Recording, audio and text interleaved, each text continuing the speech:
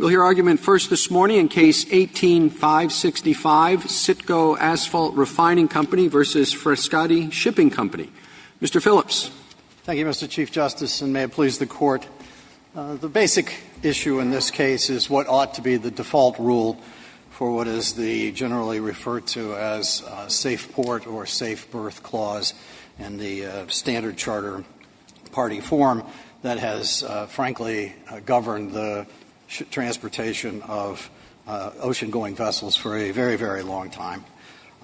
The court below concluded that based on the language referring specifically to staying afloat and safely, that this imposed a strict liability on the charterer, my client, who designated that Paulsboro, New Jersey, would be the port of entry for these particular goods. That is an extraordinary interpretation under the circumstances in which my client is now facing well in excess of $140 million in an award based solely on an accident that was candidly unknown and unknowable at the time that the designation was made and candidly at any time until the actual elision occurred.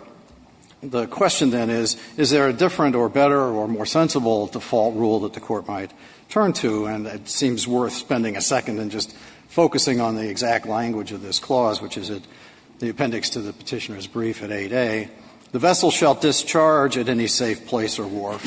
That, of course, says nothing about any obligations of any of the parties, which shall be designated and procured by the charterer, so that is the obligation of my client to designate and procure the space, provided that the vessel can proceed thereto, lie at, and depart therefrom always safely afloat, any lighterage being at the expense, risk, and peril of the charterer.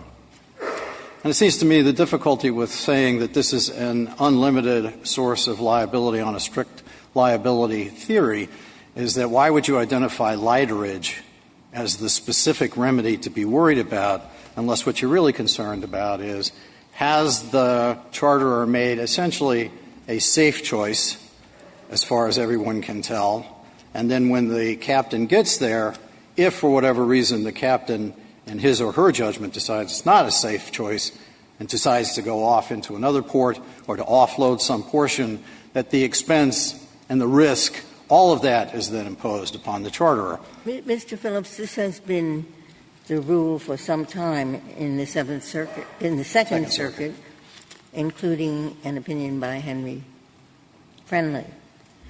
And isn't this something that the parties can adjust to? If you know what the rule is, they can adjust to it and ensure accordingly?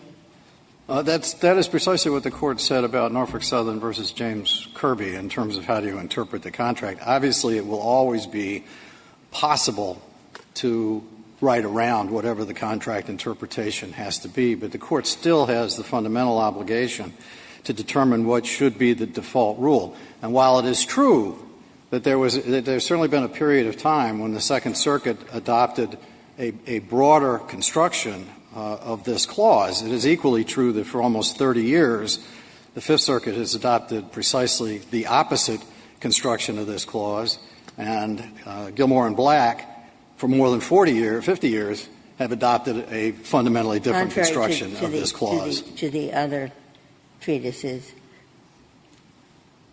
But there is another clause that is adopted in some charter parties, and it's called, what is it called? The due diligence clause. So if that clause would be unnecessary under your reading, because you say that's all that the safe berth clause required. So all of these charters that have been adopting the specific language of due diligence, they've done something that's entirely unnecessary. The difficulty, I think, with looking at other forms and other clauses in other contracts between other parties is candidly there's no evidence that ties any knowledge of any of that to the decision that was made between the Star Tanker and my client when they entered into the charter party arrangement in this particular case. It's true that there were other options available, but the question is, what did the parties intend when they chose this language under these circumstances And against the backdrop, because I do think the text itself tells you that the basic problem this is designed to deal with is, what do you do when you pick a place that's safe, it turns out it's not safe, and then the captain has to act in response to that? What's the outcome? But if you put it contextually and look at other provisions of this contract, where you have the general exceptions clause that says that that for perils of the sea, neither the charterer nor the owner of the ship nor anybody else is responsible for those kinds of injuries. And so that suggests to you that for what we're looking at, unknown and unknowable hazards, that's not what the parties expected would be imposed on the charterer by simply designating at the time a safe port. Second, Mr. Phillips, even if we're looking just to this contract, these parties, you said, well, look, there is the Second Circuit, but we have the Fifth Circuit on our side. But this contract actually seems pretty well oriented to the Second Circuit. So there's a arbitration provision in the contract which says that any and all differences and disputes of whatever nature shall be put to arbitration in the city of New York or in the city of London.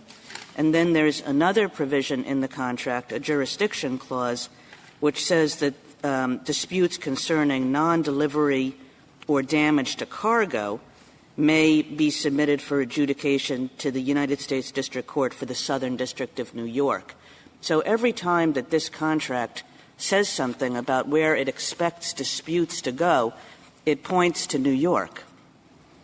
Well, but those are choice of forum clauses. They're not choice of law clauses. They don't say specifically that we intend for the Second Circuit rule. We know what happens in arbitration in New York. Arbitrators in New York follow the Second Circuit rule.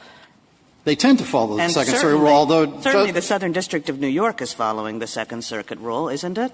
To be sure, but the flip side of that, first of all, this wasn't litigated in New York. This was litigated in the Third Circuit. Well, I know there was some strange circumstance. It didn't end up going to arbitration. But mostly people expect that these kinds of disputes will go to arbitration.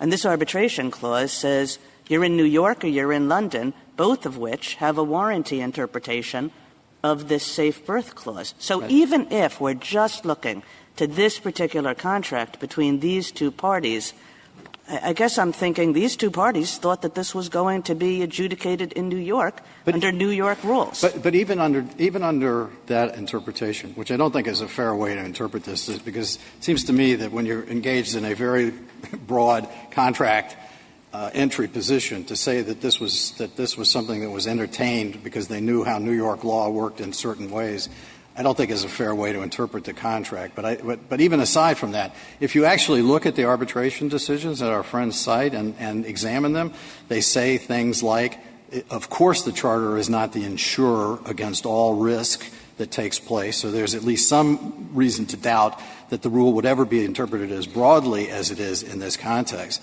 And to me, and that there are others in which the Court has said that strict liability doesn't extend to the ends of the earth. So it's far from clear what that would mean. But what we do know is that the provision specifically says U.S. law. And U.S. law, obviously at this stage, ought to be what this Court decides it ought to be. And again, remember, this is not an agreement between my friends over here and my client. This is an agreement between a third party and my client. And there is no evidence as to what either of them had in mind with respect to this particular issue. So I think what you should look at is the language and the text, and what does that lead you to, and what's the conclusion to take from that, the context that tells you the general exceptions that we're not liable for perils of the sea, nor is anybody else liable. That's what insurance ought to be for. Can I just ask Mr. Phillips about the text? Because the text does say a safe berth, yeah? Yes, safe place or wharf. Right, safe place or wharf. I mean, just thinking about that as, under black letter rules of contract, which suggests that material statements of fact are indeed warranties. I mean, what would be the difference if I said to you, I'm going to sell you a working car for $1,000, and then I give you the car and it breaks down 2 minutes later? I mean, would you think that that's anything other than a warranty? No, I would think that is, in fact, a warranty. But I think even though, like I say, I didn't know that this car was ready to break down. It's unknown and unknowable. I had no idea. Well, my guess is, first of all, I mean, I hate to fight your hypothetical, but my guess is that's something that is at least potentially knowable, although I could envision a circumstance where it wouldn't be. Here you're talking about something that is absolutely unknown and unknowable under these particular circumstances. And the term safe doesn't mean as against all possible risk. It doesn't have to mean that. It can just mean safe for the ordinary use that you're going to put it to, as the Ocean Victory decision in the UK says, which I think is the best way to think about this. Was it safe for that vessel on that day at that place, given what we knew about the characteristics of the port? What if we think the text can be read your way, but it can also be read the other way? What should we do then? Then you should go to the other criteria, which is the context, which I've already identified, and the $1 billion of liability insurance that the other side has. I think the case law tends to support us more. I think Atkins can be read as having rejected exactly the kind of warranty, because there the situation was that one of the parties said to the ship's captain, it's a safe port, and the court rejected the idea that that was a warranty on its face that you could get in under any circumstances and regardless of knowledge. Then I think you look at the other two criteria that the court uses in deciding the right way to interpret admiralty contracts in admiralty. One does this promote maritime commerce? And the answer to that seems to me clearly not. We know from the amicus briefs that operate in the Fifth Circuit, those merchants don't routinely get insurance and can't get insurance for a lot of what we're talking about here, and it would completely disrupt all of the commerce that goes into the Gulf under these circumstances. Well, if we get to custom and usage, which is what you seem to be talking about, can that be decided on the record that we have? Isn't that a factual question? And was that fact decided by the district court? No, well, it wasn't decided by the district court because the Court of Appeals, in its prior opinion, it basically said this is a strict liability to the limits of the earth holding, and therefore there was no opportunity for the district court to entertain that. On the other hand, what we do know in terms of transactional costs and insurance, I think is probably knowable from common sense. I don't know that it's necessarily a triable fact. I mean, this Court has in the past examined whether or not a particular rule is going to adversely affect maritime commerce, and it seems to me that any rule that exposes a defendant to limitless liability interferes with maritime commerce and efficient maritime commerce. Well, along those lines, Mr. Phillips, I'm trying to figure out the difference between your rule and your colleague's suggested rule. As I understand it, you would like us to essentially impose a negligence standard, a due diligence standard. We couldn't have known that the anchor was there in the river when we hit it, and therefore we shouldn't be liable. The other side says, no, there's a warranty of safe berth, but at least as it's been interpreted by many courts, including the English court you alluded to earlier, there's an exception for abnormal circumstances. Mm-hmm. Under the particular circumstances. I think you alluded to it as well, in these circumstances at this time in this place. It seems to me that those two rules, strict liability minus abnormal circumstances and negligence, are awfully close at the end of the day. And is that true, first of all, would you agree with that? And isn't your real problem, at least the argument from the other side, that you didn't make an abnormal circumstances argument below? And so that you are stuck with more of a strict liability result in this case, but might not have been on a different record in different circumstances. The answer to your question, Justice Gorsuch, is that we did make an abnormal occurrence argument. And if you look at the reply brief in our footnote, we devote an entire footnote to the 6 times that we referred to abnormal circumstances. And again, put it in the context of the litigation, which is the district court had held that we were not liable under these circumstances. And the Court of Appeals says, well, we're just going to decide some legal issues here. And now you lose on that legal issue. So the opportunity to try to parse out the nuance of what you've just described wasn't available to us. But we certainly posed at every stage that argument. So if you wanted to remand for that issue, that would, if you vacate the decision and send it back to, is this a peril of the sea or is this a natural occurrence? I got you, Mr. Phillips. So I guess let's get away from the specifics of this case, though I know they're very near and dear to you and your client. What's the difference between those two legal rules, if any? The due diligence standard, frankly, doesn't go to the question, to my mind, to the question of this particular obstruction. The due diligence goes to the question of whether you did due diligence in selecting the port or the berth in the first instance. And that's usually regulated on the basis of the history of the port. And again, if you look at the original district court opinion that talks about the 147 ships just like this one that passed through exactly that stretch, there's no question this was a safe port when selected under those circumstances. Mr. Phillips, and we did our due diligence there. You've been using terms like strict liability and due diligence, and those sound in tort to me, and yet we're dealing with a contract. And the contract doesn't say anything like that, any familiar tort terms. It just says you're going to provide a safe place. And you either did or you didn't. But that's a matter of contract. I don't know. It seems to be you seem to be introducing these tort concepts into a contract case. I'm not sure I'm the one who's introduced them into the contract case, other than I think the lower courts, frankly, are the ones who've decided that the better way to conceptualize the problem is in these terms. From my perspective, I'm perfectly comfortable if the question is this a safe port? There was no breach of the contract, because this, of course, was a safe port.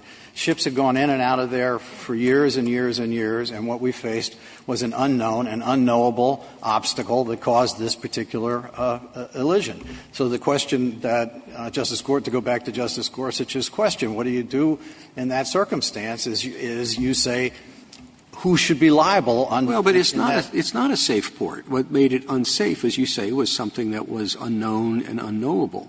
But it's still a question of contract law.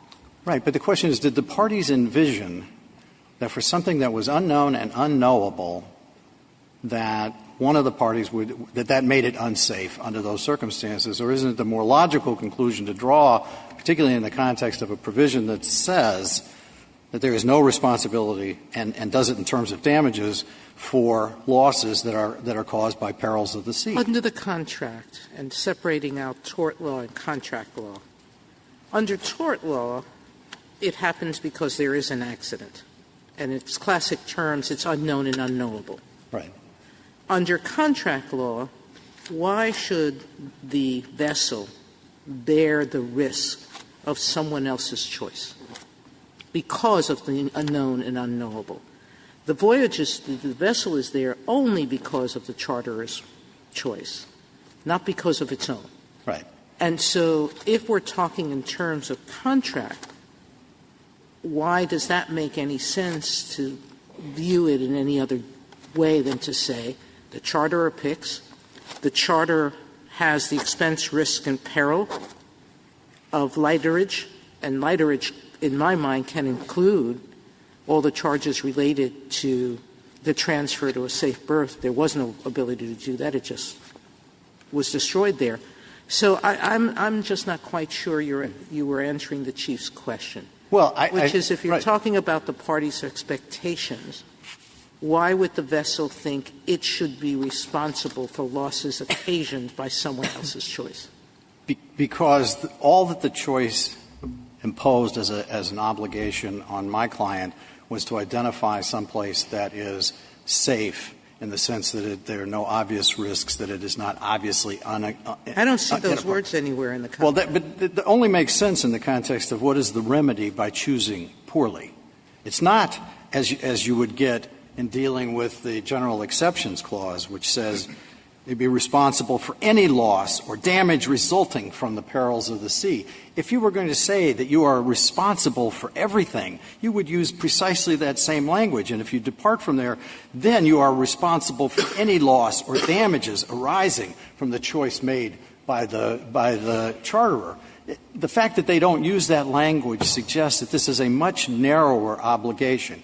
And the reason why you would interpret it in light of that is, again, goes back to the core notions of maritime commerce, that any time you begin to impose virtually limitless liability on a party who has no ability to make a choice, and you do so in a way that we know from our amicus will dash the expectations of a very large part of the economy that operates in the Gulf of Mexico, This Court ought to think long and hard about whether that's the more sensible rule and adopt the more restrained rule, and realize that at the end of the day, the reason why the ship owner would expect this liability to be on it is twofold. One, it took out insurance. It has $1 billion of insurance against the ultimate liability here.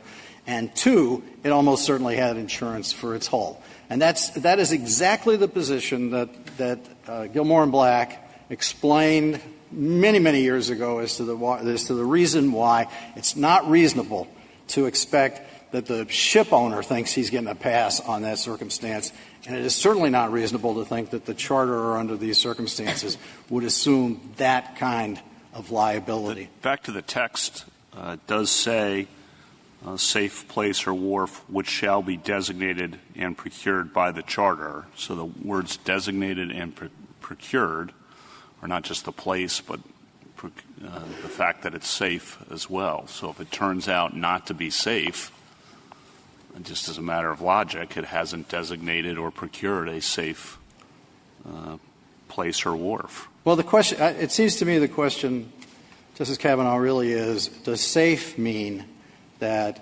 that you will assure that regardless of what happens, if it gets hit by a meteor, if somebody, a vandal goes on the ship while it's in a berth and blows it up, that's all on the charter? Did the charterer assume all of those obligations? Well, it says designated or procured and procured a safe place, and it doesn't say usually safe place. So if it turns out not to be safe, then I mean, I do think that's one interpretation you can give to it. The other interpretation, which is much more sensible in terms of maritime commerce and the rest of the provisions and the other protections that the other parties have against this particular liability, is to say it's safe in the way the UK Supreme Court said. It's safe for this ship under these circumstances on that particular day as a prediction made at the time that the prediction is made. And there's no question we satisfied that standard under these circumstances. We knew, and the record's very clear about this in 342, 343 of the appendix to the petition, hundreds of ships of the same size and dimensions of this one had passed right through there, so, completely safe. Mr. Phillips, what you're saying is sensible seems to be doing a lot of the work there, in contrast to the language that Justice Kavanaugh read. And again, this goes back to the question of what you're supposed to do in tort and what you're supposed to do in contract. I always thought that the contract rule is that you view as sensible whatever the parties chose, that there's not, courts are not here to decide what's sensible or what's efficient. If the parties chose something, that's by definition sensible and efficient. Obviously in the abstract, I don't disagree with that proposition. The question is, was this language meant to carry as much water as the other side would ask it to carry? And again, I would go back to the other language, the exceptions clause, which talks about unless otherwise in this charter expressly exempted, they shall not be responsible for any loss arising out of the peril of the sea. It doesn't seem to me under those circumstances that the provision on the safe berth envisions that we are taking on the responsibility for everything that can happen that would be a peril of the sea or that would be an abnormal occurrence. I would say that the Court ought to draw that line. And whether it draws that line as a matter of due diligence and tort concepts or whether it draws that line as the better way to read this particular contract, I'm perfectly comfortable with that. And even if the Court thinks that there ought to be a remand to determine whether this was an abnormal occurrence or whether this was a peril of the sea, that would be fine, too, because the answer to the question is this is clearly a peril of the sea. Supreme Court, this Court said as much in G.R. Booth already. And is this an abnormal occurrence? The idea of a 10-ton anchor that flukes up, catches this ship, flukes down again, that is not only a normal occurrence, and this is a bad pun, but that is maybe the flukiest outcome imaginable. I know I'd get somebody. If there are no further questions, I'll reserve the balance of my time, Your Honor. Thank you, counsel.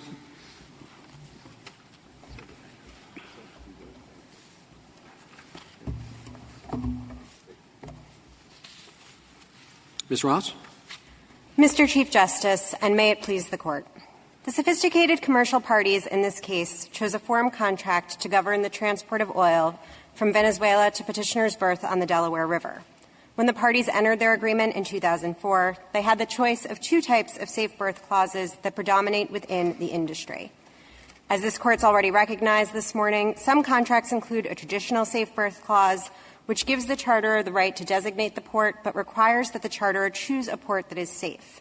In stark contrast, other contracts include a more limited clause, which expressly provides that the charterer will not be liable so long as it exercises due diligence in selecting the port or expressly disclaims a warranty of safety. The parties here chose the first traditional type of clause, which lacks any due diligence language. By the time they had done so, courts, arbitrators, and scholars on both sides of the Atlantic had for decades construed the safe berth clause as a warranty that the charterer would choose a port that is actually safe, not merely one that the charterer believes to be safe after the exercise of due diligence.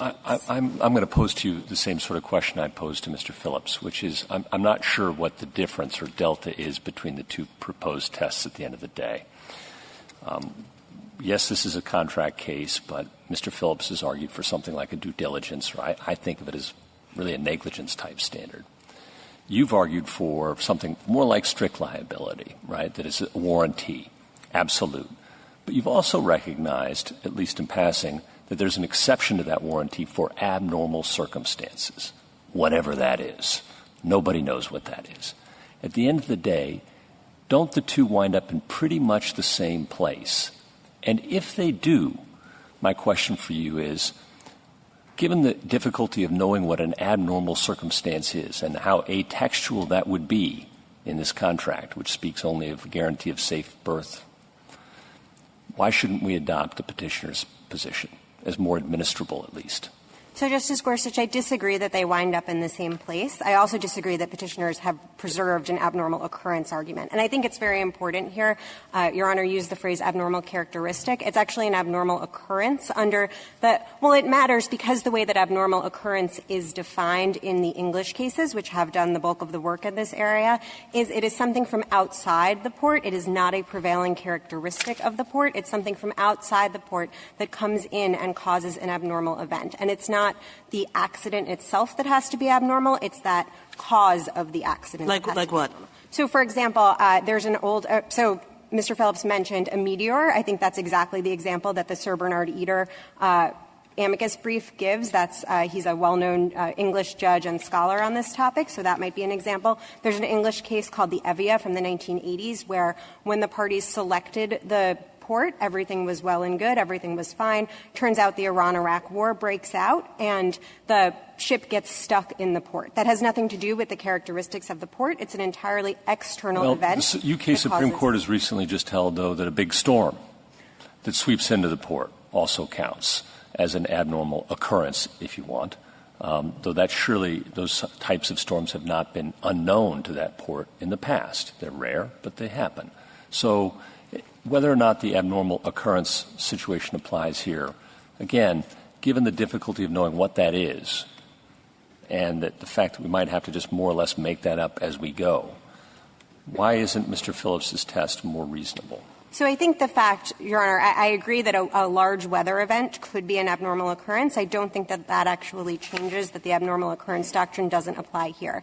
Now, as I mentioned earlier, petitioners didn't preserve this argument below. When they used abnormal occurrence, they were saying something very different in the context. But nonetheless, there is evidence in the record that debris of this sort on the floor of the Delaware River is not anywhere near abnormal, given the fact that it's an industrial river. I know you're liking to focus on the facts of the case just as much as Mr. Phillips, and for that I admire you. But if we could just back up, move up one level of generality for me, okay? The two legal rules. You're the judge. You have to pick between these two legal rules. Again, why not Mr. Phillips? On at least administrability grounds? I'm happy to get to administrability grounds, but I think the number one reason would be that's not what the text of the contract says. But the text of the contract also doesn't have abnormal occurrence in it, right? Well, so you're arguing for an atextual position yourself, I think. And if that's where we're at, then I'm last shot. Last shot. Are you arguing for that position, So we're not saying that the abnormal occurrence possibility does not exist, but I don't think it's atextual, and if the Court will just bear with me, I think that is one example of a set of doctrines that have grown up around this clause that show that this clause has a long lineage, but also are just sort of applications of causation principles. If there is an abnormal occurrence, petitioner's failure to designate a safe berth is not the cause of the vessel's injury. Now, that is also true of the bad navigation and seamanship doctrine. It's also true of the waiver type named port exception doctrine that came up in the district court's decision in Atkins. Now, putting all that to one side to get back to Justice Gorsuch's administrability question, I do think that this is quite administrable, and the way that we know that is that this has been the rule in the vast majority of jurisdictions for dating back to England, 1861, Ogden versus Graham, the first case anyone can find on a safe berth clause, actually involves a situation in which the Court says it is possible that the charters were perfectly innocent as to this danger and they are still liable. So we know that it's administrable because parties have continued to choose this contract for 150 years since that decision. Now, going to another point on administrability, my friend pointed out that the law has changed in the Fifth Circuit for the last 30 years. That, too, we think is insufficient to change the weight of authority here, and that's because, again, we have one Fifth Circuit decision against 150 years of English law, cases from the Second Circuit, including Judge Friendly's opinion in Paragon Oil, beginning in the 1930s. The Association of Ship Brokers and Agents publishes the form on which this contract was based, doesn't it? It does, Your Honor. And which interpretation does it think is the correct one? So it has not taken a position in this case. At the cert stage, it simply asked the Court to grant and didn't say which side. I think it does, however, take a position sort of without taking a position by having a separate form contract that was promulgated in 1984, so 6 years before the Fifth Circuit's decision in Ardunia and 20 years before the parties here contracted. That's known as the ASBA 2. Well, I think it's done more than not take a position. It says it would be entirely rational to construe a safe berth clause to impose an absolute warranty. It also would be entirely rational to construe a safe berth clause to impose only a due diligence obligation. So if it doesn't know which is the right interpretation of this clause, which it is offering to the public, how can you say that it's clear? So I think it's clear for the same reason that Judge Friendly said it was clear in Paragon Oil. As he said, a simple set of propositions was sufficient to resolve the case. A safe berth was warranted. It was not provided. Therefore, the warrantor is liable. I think the language actually is quite clear. But even if you disagreed with me on that, I think you would look to other contracts. I think it's simply implausible that a sophisticated commercial entity like CITGO didn't know that there were other contracts, including one from the ASBA itself, promulgated again in 1984. But there's a lot of authority both ways on this issue, is there not? There is not, Justice Alito. I really would resist that impulse. Well, there's the Gilmore and Black treatise, which is we have long regarded as one of the leading, if not the leading, admiralty treatise. Isn't that correct? So that's correct, Your Honor. But what Gilmore and Black actually says, and it's important to note that Gilmore and Black are writing in 1975, but what they say is that at that time there were many authorities that construed this as a warranty. So they're not debating what the state of the law was.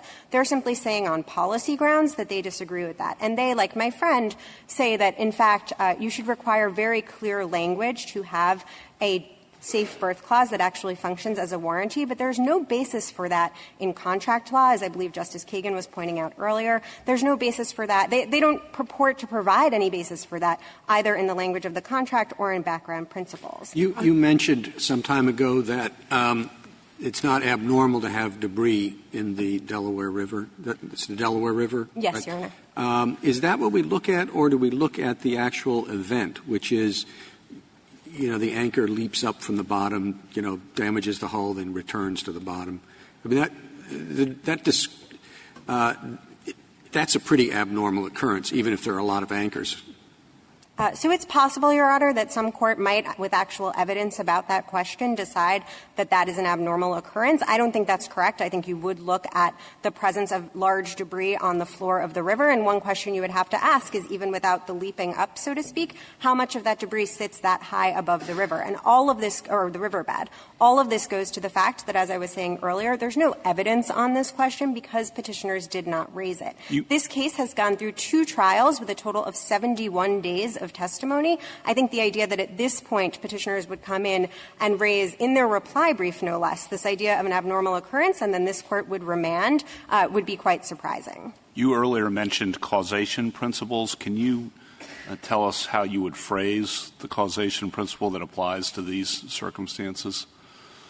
To the abnormal occurrence? Mm-hmm. So, Justice the line Kavanaugh, the line of causation, is it damage caused by the condition of the port, for example? Yes. I mean, I think roughly speaking, that's probably correct. It's what petitioners have warranted is a safe port. They actually don't disagree, at least in their brief, with the definition of safe. It's on page 19 of their brief. And that means that when they fail to provide a safe port, if the characteristics of that port have caused the damage, then they are liable. And if it's weather or a meteor, obviously that's not the condition of the port. I guess people could argue about the things on the floor of the Delaware River, though. Well, I think people would argue about weather just in terms of how frequent that type of a storm is and things of that nature. But putting that to one side, I don't think that you would, again, I think based on the limited evidence we have here and common sense, I don't think that the presence of debris on an industrial river would be in the same vein as a meteor or the outbreak of a war or something of that nature. And that is where we see, or a sort of once-in-a-generation storm even. That is, I mean, you think we can sort of take judicial notice of the fact that an anchor popping up like this in a port that is very heavily used is more foreseeable than a big storm? So, Your Honor, my suggestion, if I were to be sort of bold enough to make one, would be that the Court not address this particular question at all because petitioners haven't preserved it. And so I think it would be perfectly appropriate for the Court to say in a different case where petitioners had not gone through 2 trials and failed to ever raise this question, it might be appropriate for a United States court to consider the scope of the abnormal occurrence doctrine, but that's not this case. You referred to the fact that it's the London courts that have done the work on this. Mm-hmm.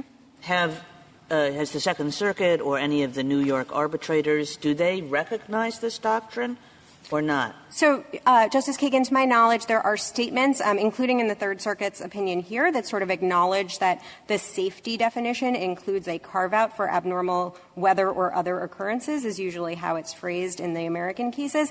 I'm not aware of an American case that actually applies it, or an American arbitration, for that matter, that actually applies it. The arbitration point, if I might, it just loops back to something that we were briefly discussing earlier. Mr. Phillips relies on the Fifth Circuit's decision in Ardunia as sort of a sea change, so to speak. I think that that's incorrect, not only because we think it's sort of too little too late and it's poorly reasoned, but also because in following Ardunia itself, petitioners have not pointed to any case that has actually applied the rule of Ardunia, nor have they pointed to any arbitration. Now, they say that, well, the Maritime Arbitration Society in Houston doesn't publish its decisions. We also are not aware of, and they have not put forth, a single arbitration clause that would send arbitration to the Fifth Circuit.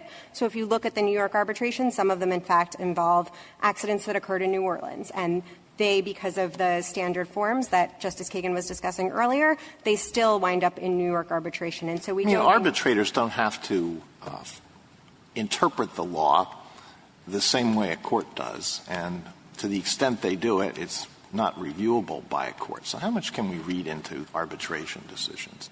So, Justice Alito, I certainly take the point that arbitrators may not be bound in the same way that lower courts would be. I think where you have a situation, although actually in the Second Circuit there is a case overturning an arbitrator's decision for failing to follow Second Circuit law and following other courts, I take the point that this Court might not agree with that decision. But I think when you have a case like this one where you have 67 arbitrations on one side of the ledger and 0 on the other, you don't actually need to decide these sort of more difficult edge cases about what would happen if it were closer or if you really had a question as to what law the arbitrators were applying. It's quite clear in these, again, reported, well-reasoned, quite predictable after, the first 20 or so arbitration decisions. I don't know. I'd be very nervous about saying that we should interpret the law in accordance with a body of arbitral decisions, having read a fair number of arbitral decisions and seen how they treat the law. So I think, Justice Alito, the way I would phrase it, if I might, is that the arbitration decisions are really confirmation of the industry's understanding because these are our expert arbitrators. And again, going back to where I started this morning, the industry had and has had, I believe, since the 1950s, 2 sort of standard form contracts that govern, and so it is consistent with that dichotomy between express due diligence. With respect to that issue, Mr. Phillips says that you can't get insurance, that a ruling in your favor will destroy the industry. Could you address that issue? If I might. Yes. Sure. So I don't think that's correct. I don't think they have any evidence for that. I think on the insurance point, 2 points are really important here. One is that the reason why vessel owners have that insurance is because the Oil Pollution Act requires it, because they're the statutory responsible parties. It's not specific to this contract. The second is that their amici suggest that charterers can't get insurance. I think there's plenty of evidence in the red brief and in some of our amicus briefs that that's just not true. So I don't think that that should be driving the decision here. Thank you, counsel. Mr. Goldstein. Thank you, Mr. Chief Justice, and may it please the Court.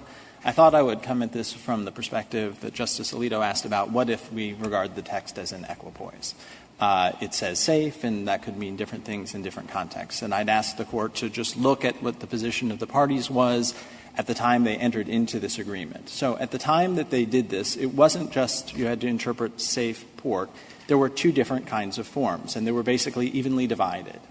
This is all done by an industry that just choose forms off the shelf, and there are a bunch that say safe port, and there are a bunch that say the charterer will exercise due diligence in selecting a safe port. And so that's a pretty meaningful choice. Then you say, okay, with respect to the ones that say safe port, what was the understanding of the industry at the time? Now, every one of those forms said that any dispute will be resolved by arbitration in either New York or London. There were none for Houston. So every single one of them said, we'll go to New York or London. And you say, okay, how were these provisions interpreted in London and New York? Well, they were uniformly interpreted, the safe port provisions, as importing a warranty. So there were 67, as my friend mentioned, from expert arbitrators in New York. That would include 4 on this particular form, not just in general, but this specific form. Every decision of the Second Circuit, Justice Kagan cited a provision of the charter party in particular that deals with lost cargo. So when the oil spilled out of the oil tanker into the Delaware River, that would be a lost cargo claim, and that was going to be done in the Southern District of New York. And then all of the London decisions, all of the UK courts, and unlike U.S. arbitrations, UK arbitrations do get reviewed by the courts, and there was absolute uniform authority. So if you just ask, I'm just not sure exactly how I would look at these words, I do think it's quite clear how the industry would look at these words. Then I wanted to turn, if I could, to Justice Gorsuch's question about, okay, what really is the difference here? I do think the critical textual difference is between whether the injury is caused by the port or by some other thing. Justice Kavanaugh, this is the question of causation. And so if it is a characteristic of the port, and I would also encourage the Court to look at the phrase always safely afloat. There are 2 parts to this provision. And what they cite the authorities, they're quite right, that says always safely afloat means you're not going to hit something on the bottom. And that's the kind of obstruction that you have with an anchor, whether it flips up or down, it is on the bottom. And that is a very common thing. It is the kind of thing that you worry about in chartering a ship. Now, then you ask, okay, was this a characteristic of the port or something else that caused the injury? Well, what other things might happen? You could have negligence of the ship's master. That could be a superseding cause. The ship's master should have been aware of an obstruction on the floor, or should have been aware of different things that were in the way, other ships and the like. Or you can have just a superseding cause that is not negligence, it is not the characteristic of the port, but it is truly some abnormal occurrence. Now, this is a relatively undeveloped area of the law. It is, though, intended to be very much the exception, not the rule. And so it's not just a storm, but it is a 150-year storm combined with long waves. And in that situation, the courts have said, well, maybe that isn't a condition of the port. But we are unaware of any authority ever indicating that something that is on the floor of the port is not a characteristic of the port. You're worried about running aground. You naturally are accounting for the things that are on the bottom. Who's responsible for negligence of the master? Is the master an employee of the ship's owner? Yes. Or so if the master is negligent, then the charter is not responsible. Yes. And then, so what we have is a situation where the master is negligent and the charter is not responsible. where the master isn't negligent, then suddenly the charter is responsible. It's not suddenly. That's what they've bargained for. It's a condition of the port. Why would somebody do it that way? Well, here's the little bit of the bait and switch, if I can say, and that is my friend is very concerned that someone would be held liable without fault. And he's very concerned that $140 million might turn on this. He's not actually concerned about that. He just wants it to be us. Right? He's not saying that there shouldn't be strict liability. He's saying it should be we're strictly liable. Yeah. No, well, but they still go back to the original thing. There's a master who's hired by the owner, and he says, I'm going to take it into Port X. And he should know that Port X is filled with poison ivy, which drives the crew wild, or some odd thing about it. He's supposed to know that. Yes. And then when he does that incorrectly, yes, mistakenly, yes, that's your problem. It's the owner's problem. Yes. That's Atkins. That's the district court ruling. All right, but the owner, the master had nothing to do with it. It's just a total fluke, leaving out that other. Right. And suddenly the charter is liable.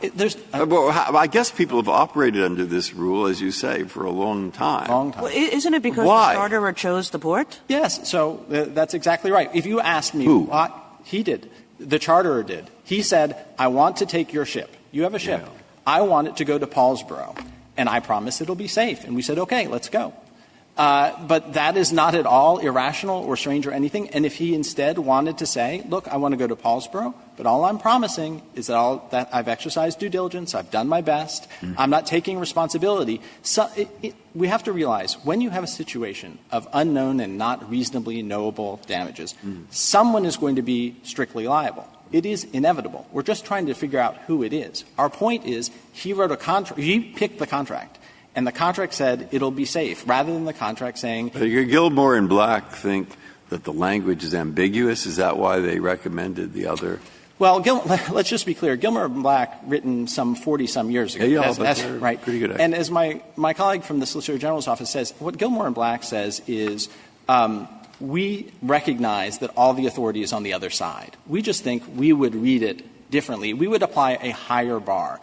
Because we just think it doesn't make sense. And it doesn't make sense in their view because it would just it's not fair to the charterer. You should just put it because on. It doesn't go a lot farther than that. Well, Gilmore and Black are not. I mean, they're very good experts. They don't make things up. So Justice Breyer, they actually in this instance say they are making it up. Just to be clear, they recognize that the authority says one thing. The court tends to look to treatises to describe the state of the law.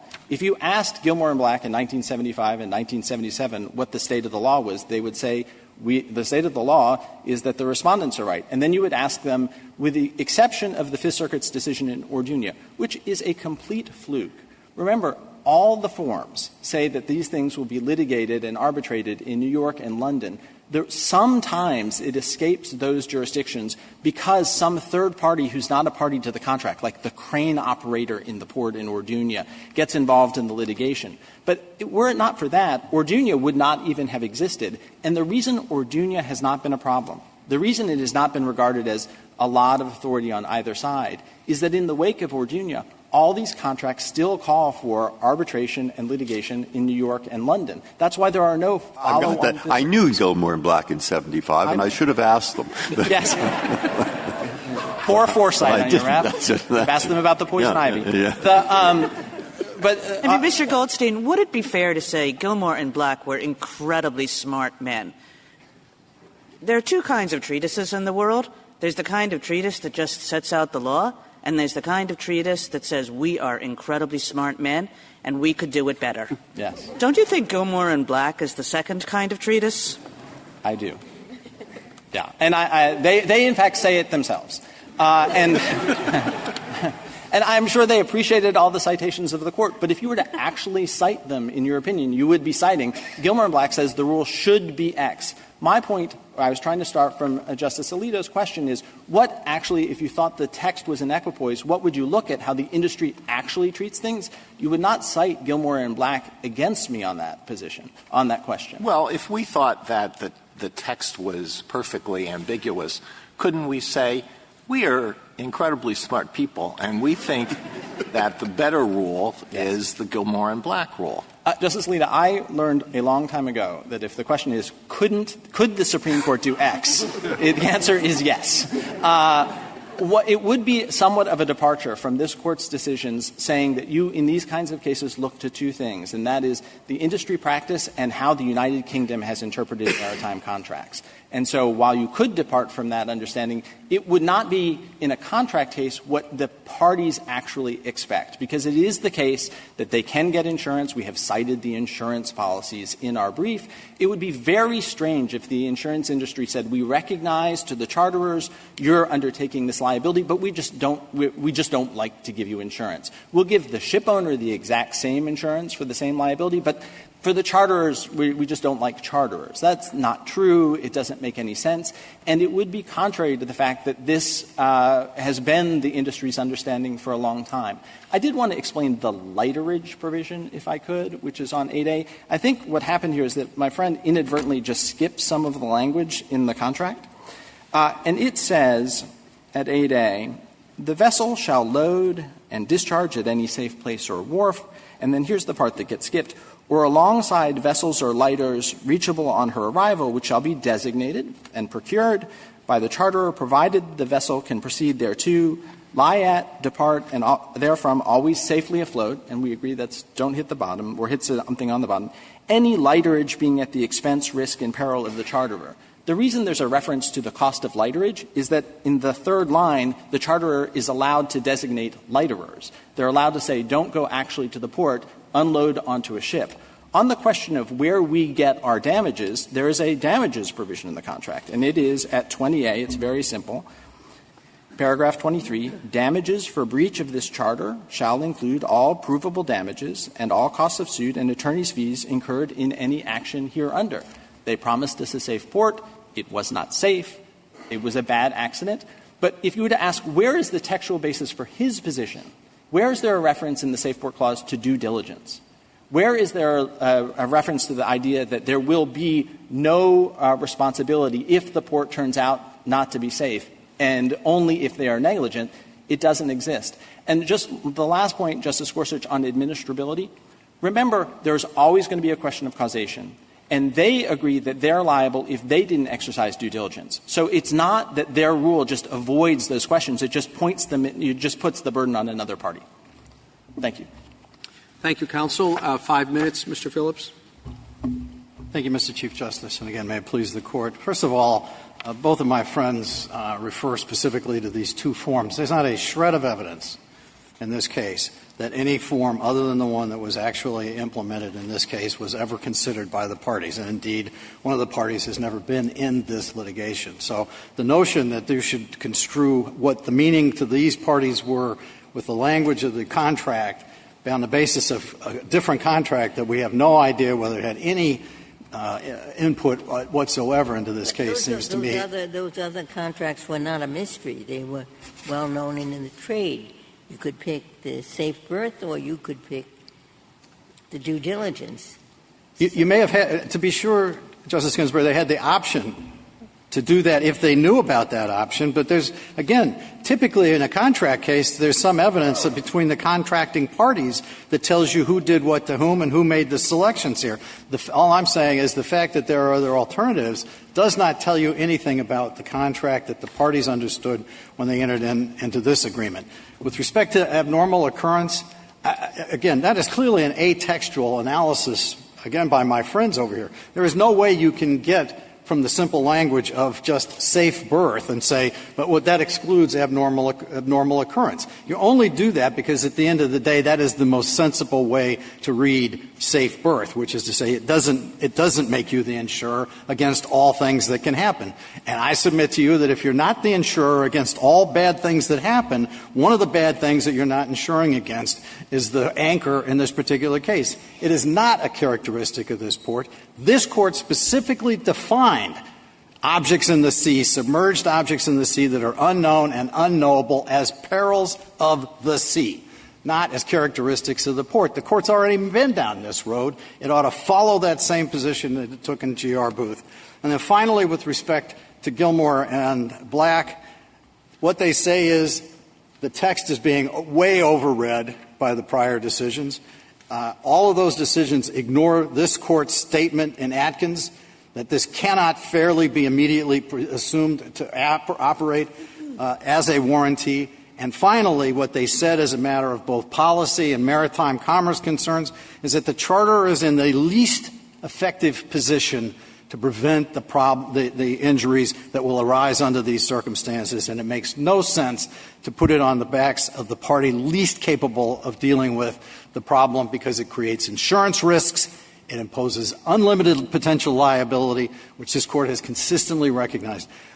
I'm not saying that this all should fall on Mr. Goldstein's client. Mr. Goldstein, if determined today, if this Court were to decide today that there's no liability for CITGO, he can go back to the federal government and seek complete exoneration, because the third party here, the person who left the anchor in that waterway, didn't identify it, didn't tell anybody about it, that's the person who should be liable. We can't find that person. There are two ways to deal with that. There's exoneration for him completely because of that third party, and there's the oil spill fund, which would take care of it. My client's already spent more than $100 million on that fund. It should not be. It is not an equitable result to impose another $140 million solely on the party least capable of avoiding this particular problem. If there are no other questions, I would urge you to reverse, Your Honor. Thank you, counsel. The case is submitted.